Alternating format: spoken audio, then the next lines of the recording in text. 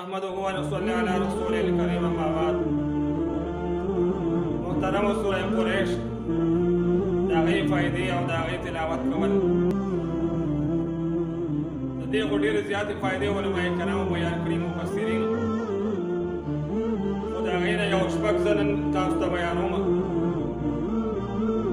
چې دې صورت ته لإیلاف قریش ویلی شي، صورت قریش ورته ویلی شي. نو د دې یو فایده یې دا چې سوره قریش چې یو کس دی او د هغه ګردو کې هغه کاڼی دی، نو هغه د روزانه وپېرې سوره قریش وایي او په اوبه باندې دم کوي او دکه اوبه دی بیا دیس کي. او دویم دا چې دغه شوک دی بیا په لاسو باندې کوي، په ځان په بدن باندې راکاږي. انشاءالله تعالی یولس ورځو پورې چې دی د عمل وکړي، الله وایي د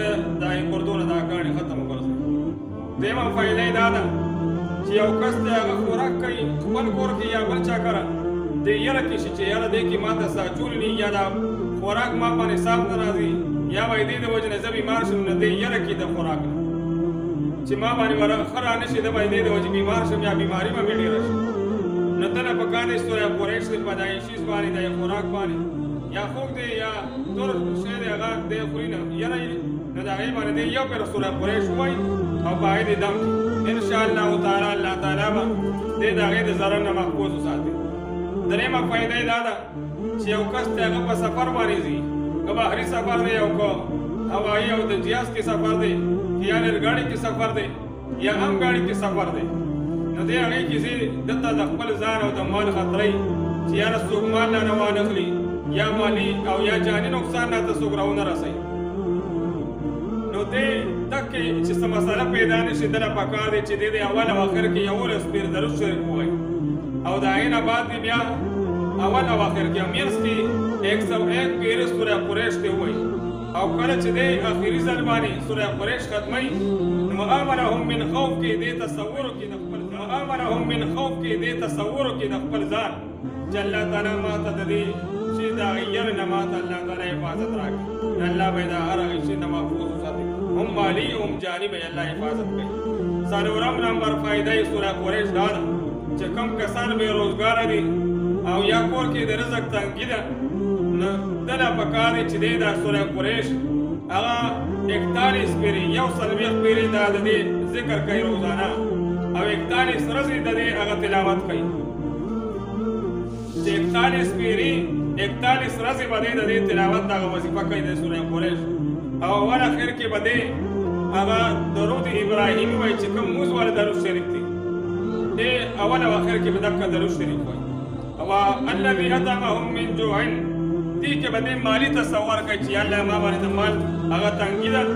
یا دغه تصور چې د ما روزګار نشته، ما خپل روزګار د حلال او پیسو راکړي، نو الله تعالی باندې دا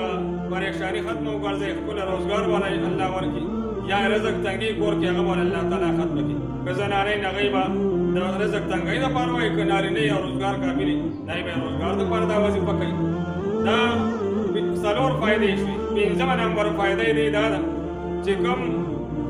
کس پریشان وي د دشمن نه چې دشمن نه ته څه تکلیف او ضرر راونه رسوي، نو ده نه پکار دی چې روزانه 11 پېرې سوره قریش وایي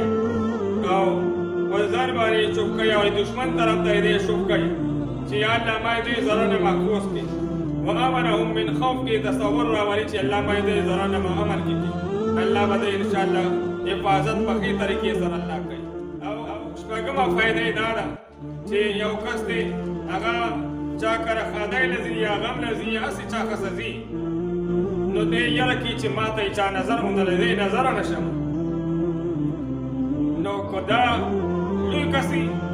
نو لوی کس چې دی دی به یې په خپله ځان باندې ووایي سوره قریش 3 پېرې ووایي او په لاسو شک یې بدن باندې دغه لاسونه راکاږي،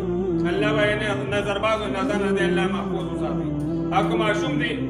نو دی به خپله باندې ووایي په ماشوم باندې شک وکړي، الله به ماشوم ته نظر نه الله محفوظ وګرځوي. یو بله فایده یې ده او باقاعده دې باندې تجربې نه پکار، په دې باندې تجربه شوې ده. یو کس روغ شو او هغې کور خلکو چې دا 21 پېرې سوره قریش وي، نو الله تعالی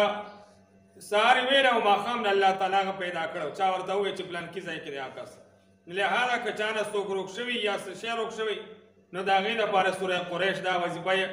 21 پیرې دا وایي اول آخر کې وسه درې پیرې درود شریف وایي انشاءالله تعالی الله تعالی به دغه روغ شوی شیز یا روغ شوی زناور یا روغ شوی بني آدم الله ورته واپس هغه راولي نو پکار دی چې موږ د دې تلاوت کوو او نور هم ډېرې فایدې دي الله تعالی موږ ته دې تلاوت کولو توفیق راکړي دې وظایفو کولو موږ له الله توفیق راکړي الله موږ نه دې باندې رضا شي صرف د دنیا نه یې ځانو د آخرت فایدې ثوابونه به دې وشي که کار ستا کېږي او که نه خو الله تعالی به دله د آخرت هغه ثواب ډېر درکړي دې باندې نو د الله رضا نیت پکې پکار دی الله موږ نه په دې رضا شي برحمتک یا ارحم